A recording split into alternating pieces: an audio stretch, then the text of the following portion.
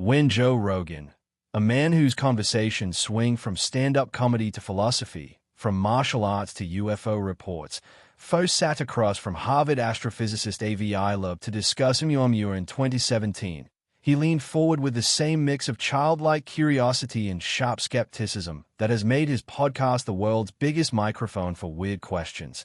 And what he heard that day stunned him. An object, long and thin, tumbling silently through space. The first interstellar visitor ever. Confirmed, moving too strangely to be a rock, accelerating without a visible tail, gliding past the sun in ways that gravity alone could not explain. And Rogan, with that familiar mix of doubt and fascination, asked the question everyone wanted to ask. So, you're saying this thing acted like a comet, but didn't look like a comet? And Loeb, calm and steady, admitted that yes, the evidence pointed towards something unusual, something possibly artificial, a word rarely uttered by scientists on the record. And from that moment Rogan became a sort of cultural conduit, not an astrophysicist himself, but a voice that mirrored what millions of ordinary people felt: shock, intrigue, and an uneasy thrill at the possibility that our solar system had just been brushed by something not entirely natural. Years passed. Oumuamua slipped beyond telescopes. Borisov followed as the second interstellar visitor, a more typical comet that soothed some nerves, and the debate about aliens, probes, and interstellar rocks faded into the background of Rogan's sprawling show. Until now, until 2025, when astronomers announced the arrival of 3I our Atlas, and the story no longer felt like a one-off anomaly, but a pattern, a chain, a sequence that forced both scientists and skeptics to sit up straighter. At first, Rogan treated it lightly, just another strange visitor drifting through space. But then came the numbers, and the mood shifted. Atlas wasn't a fragment like Oumuamua. It wasn't even a modest comet like Borisov. It was possibly 4 to 6 kilometers across, a city-sized mass hurtling through our neighborhood, 1,000,000 times heavier than Borisov, bigger than some of Earth's most notorious asteroids. And suddenly Rogan's tone changed. He leaned back, his usual smirk fading, and admitted, aloud, that this felt different, unsettling, unnerving, because a rock that large doesn't just visit by accident. It carries implications of cosmic rarity, of statistical impossibility, of something fundamentally out of place. And his audience noticed instantly. Clips of that conversation spread like wildfire, not because Rogan was funny, but because he wasn't, because he sounded genuinely rattled, and that struck harder than any punchline, because here was the everyman of curiosity admitting that the universe had thrown something onto the stage that even he didn't know how to joke about. The science only made it stranger. Comets, as every textbook shows, should warm as they approach the sun, shedding water vapor and dust, sprouting long glowing tails. But Atlas defied those rules, showing no water, no dust, no traditional tail, only a faint symmetrical halo of carbon dioxide gas, as if it were wrapped in its own invisible shroud. And astronomers admitted openly that this was unprecedented, that no comet ever studied had behaved this way. Add to that its trajectory, not a random slash across the solar system as statistics would suggest, but a path eerily aligned with the orbital plane where the planets circle the sun. A coincidence with odds of about 1 in 500, neat enough to make even cautious scientists raise eyebrows, neat enough for Avi Loeb to point out that chance may not be the only explanation. And here Rogan's gift becomes clear. He doesn't leap to wild conclusions. He doesn't shout about aliens. He does something subtler, more powerful. He pauses. He admits unease. He asks, what if? And in that pause, millions of listeners hear their own thoughts reflected. Because if Atlas is natural, it forces us to rewrite cosmic probabilities, to accept that giant interstellar objects are far more common than models predict, to reconsider the chemistry of distant planetary systems where carbon dioxide halos replace icy water tails, to grapple with the idea that the cosmos routinely sends city-sized messengers through our skies. And if it isn't natural, if the alignment, the size, the silence, and the strangeness add up to something more deliberate, then the implications grow heavier. That probes, artifacts, or constructs might already be slipping past our sun while we argue on Earth about budgets and politics, that interstellar visitors might not all be random, and that our first clear hints of extraterrestrial technology may not come in the form of glowing saucers or dramatic landings, but in the quiet, steady movement of something that pretends to be a rock.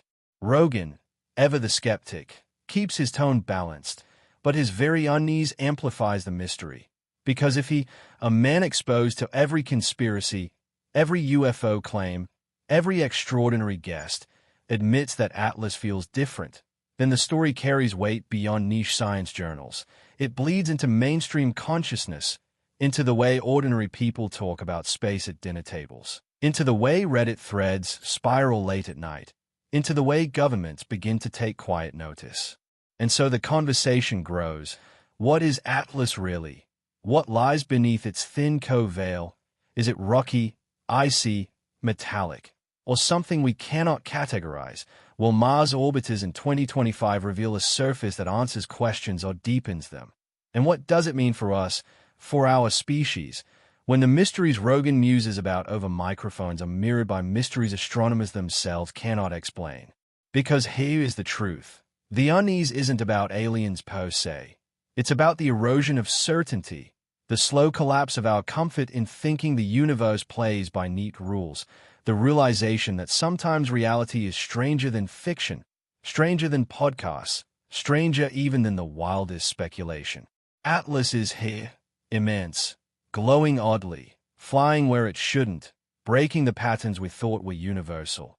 And Joe Rogan's voice, skeptical, curious, unsettled, becomes the soundtrack of how millions of us process that truth, because it doesn't take belief to admit unease, it doesn't take conspiracy to admit strangeness, it only takes honesty to say what Rogan said in that moment. Yeah, this feels different. And maybe that honesty is the most important reaction of all, because it reminds us that the universe doesn't need our permission to surprise us, and that the next surprise may already be on its way. When Joe Rogan leans back in his chair, laughs nervously, and throws out a line like, "If this thing is designed to come by and take a look," his audience knows he's not just joking. Because even though the words are wrapped in humor, the seed is planted, the same way it was planted when he pressed Navy pilots on Tic-Tac UFOs or gave Bob Lazar hours to tell his story about secret propulsion systems at Area 51. And Rogan knows exactly what he's doing. His listeners don't demand answers. They crave the ride.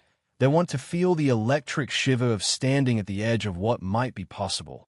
And in that space, speculation thrives, because if you were sending probes into another solar system, wouldn't you disguise them as natural? Wouldn't you make them look like chunks of rock or ice?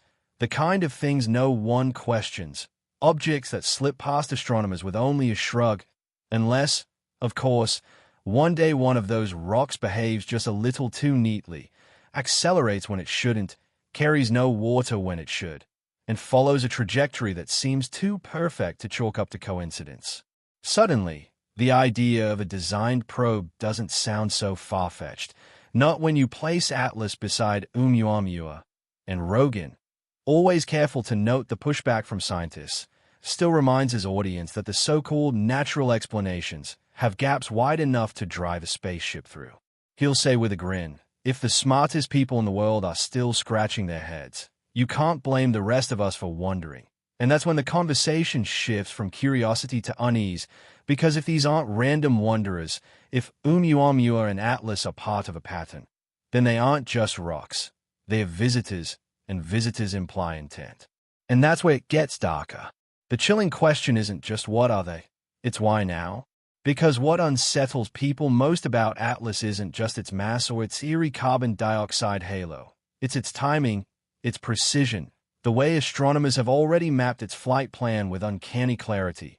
October 3rd, 2025, a sweep past Mars within 29 million kilometers, close enough for orbiters to snap high-resolution images. Then just weeks later, December 17th, a knee passed by Earth at 223 million miles. Not a collision, but close enough for every major telescope to strain at it. Before it slingshots past Jupiter in early 2026 and disappears into the black, almost like a pre-planned reconnaissance mission making its rounds before vanishing into silence. Rogan can't let that go, because rocks don't usually act like that.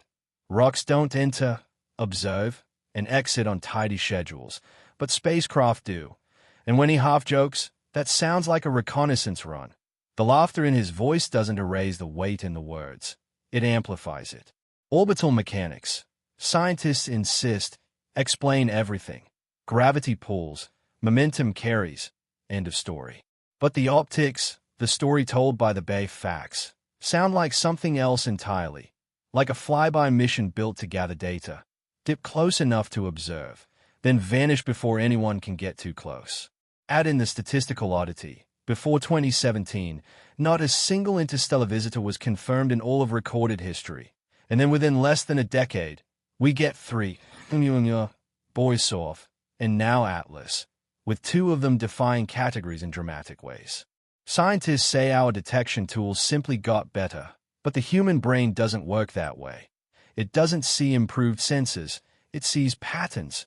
It asks why now, and Rogan, unfiltered, voices that unease directly. What if these aren't accidents? What if they're missions? The implication lands heavy. Not that Atlas will crash into Earth, but that it might be here to observe, to scan, maybe even to communicate in a language we don't yet recognize. And that thought lingers, especially when you realize its path brushes Mars, then Earth, as if ticking off planetary waypoints. Why skim so close to inhabited worlds at all, unless the flyby itself was the point? Why align so neatly with the orbital plane when millions of chaotic paths were available? To astronomers, chance is enough. To Rogan's audience, it sounds like choreography. And here his tone shifts. The jokes fade, the half-smiles vanish, and the what ifs hang heavier. Because if Atlas and Oumuamua are timed, if they are not accidents but deliberate arrivals, then we aren't talking about cosmic debris anymore. We're talking about strategy, and strategy implies intelligence. Rogan lingers there, almost uncomfortably, admitting it's easy to laugh at wild theories when the stakes are low, but harder when the evidence comes with telescope data and orbital charts, harder when the timing itself feels sharp, purposeful, unnerving. Suddenly the line between natural wonder and calculated intent blurs, and that blur is the part that unsettles him most. Maybe this is what first contact really looks like. Not glowing sources in our skies, but silent objects drifting close, watching from the dark, leaving us with more questions than answers. And then the unease deepens, because science can't fully close the gaps. Extraordinary claims demand extraordinary evidence. Yes, but ordinary evidence behaving extraordinarily is what we're left with, and that's enough to make people shiver. A giant mass with no water but plenty of carbon dioxide. Possible, but strange. A trajectory aligned almost too cleanly with our solar plane. Statistically rare, but not impossible. To scientists, these are curiosities within the rules of physics.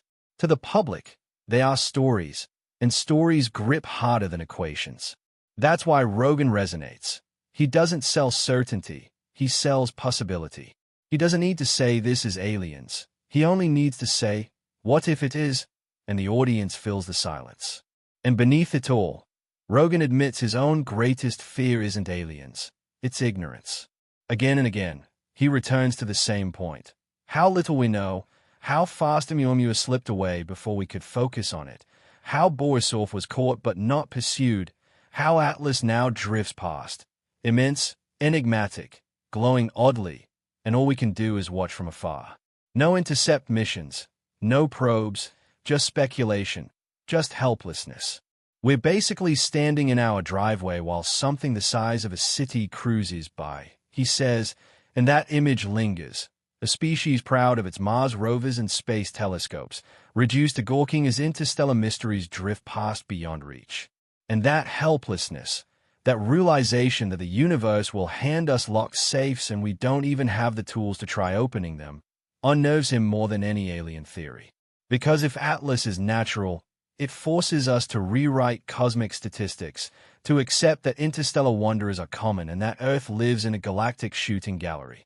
But if it isn't natural, if the probe idea holds even a sliver of truth, then it means humanity isn't alone, it isn't ignored, It is being watched, maybe studied, maybe catalogued, and that flips the story of our place in the cosmos on its head.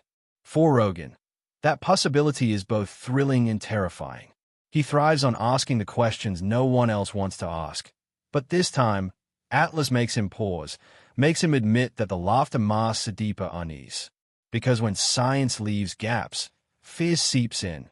Not fear of monsters, but the colder fear of realizing how little control we have over the narrative.